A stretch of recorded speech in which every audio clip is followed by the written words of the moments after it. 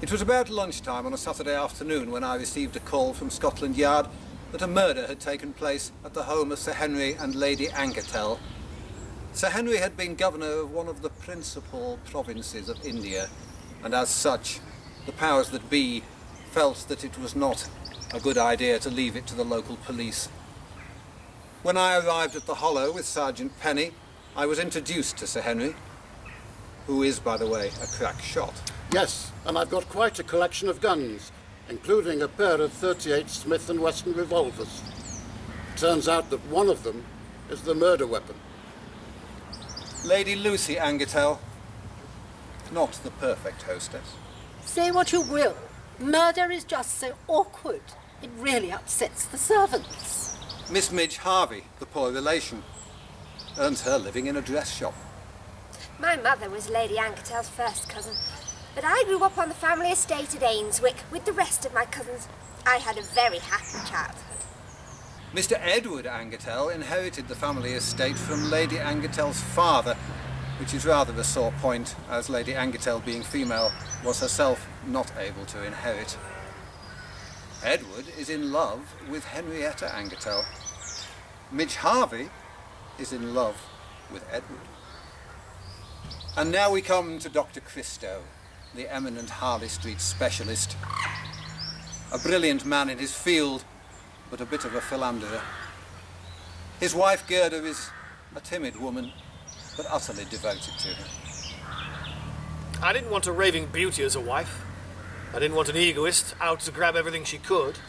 I wanted safety and peace and devotion, and all the quiet, enduring things in life. I wanted someone who would take her ideas from me. Well, you certainly got what you wanted. This is Gudgeon the butler. He's been with the family for years.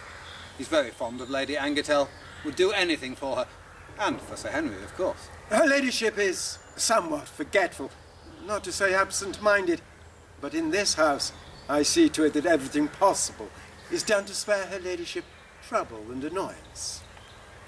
And the latest member of the household, Doris the housemaid, a very observant young lady.